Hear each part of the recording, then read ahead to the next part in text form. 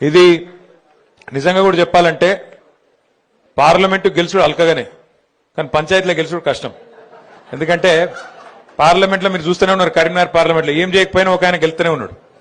మీరు 2 సార్లు ఉత్తగానే ఏం చేయకుండా గాలి మాటలు చెప్పుకుంటే గెలిచిపోతున్నాడు. విన్నారు కదా కేటీఆర్ ఏమంటున్నాడో.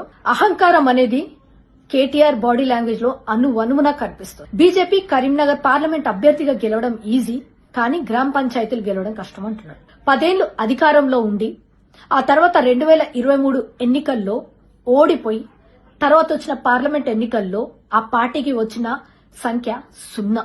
ఎమ్మెల్సీ ఎన్నికల్లో కనీసం అభ్యర్థిని కూడా నిలబెట్టడానికి వెనుకాడినటువంటి పరిస్థితి. ఒకప్పుడు తెలంగాణ గ్రామ పంచాయతీలో బీఆర్ఎస్ దే మెజారిటీ.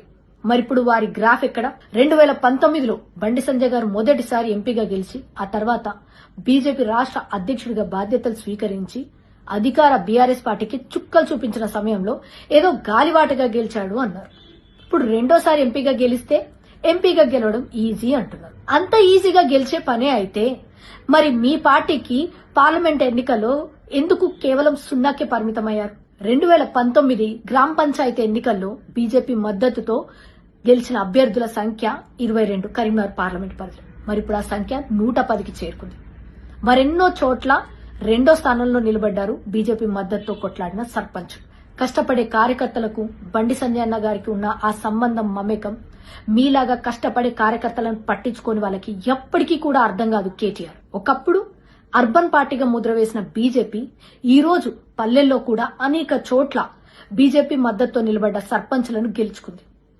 మరెన్నో చోట్ల క్లోజ్డ్ ఫైట్ ఇచ్చి 2వ స్థానంలో నిలబడింది. కేవలం కరీంనగర్ మాత్రమే కాదు, తెలంగాణ అంతటా కూడా ఒక సైలెంట్ వేవ్ లాగా బీజేపీ తన గ్రాఫ్ ని పెంచుకుంటూ వెళ్తుంది. కానీ ఎవిడెంట్ గానే మీ పార్టీ ఓడిపోతూనే ఉంది.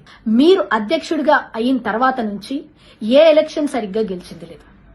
ఎంపీ ఎలక్షన్స్, ఆ తర్వాత ఎమ్మెల్సీ, ఆ తర్వాత బైపోల్, ఎక్కడ కూడా గెలిచింది లేదు. దానన్నిటికీ కూడా కారణం మీ అహంకారమే. ఒక వ్యక్తిని నాయకుడిగా నిలబెట్టేది అతని వ్యక్తిత్వం, ప్రజలతో తనకు ఉన్నటువంటి కార్యకర్తలతో ఉన్నటువంటి ఆ సంబంధం, ప్రజల పట్ల ఉన్న అంకిత భావం. ఈ విషయంలో బండి సంజయ్ గారు మీకంటే 100 రెట్లు ఉన్నతంగానే ఉన్నారు. కాబట్టి ఇప్పటికైనా మీ ఓటమికి కారణాలు వెతుక్కోండి, ఆత్మ పరిశీలన చేసుకోండి. ఎంతసేపటికి ఇతర నాయకుల పైన ఏడవడం మానేసి. జై హింద్, భారత్ మాతాకి జై.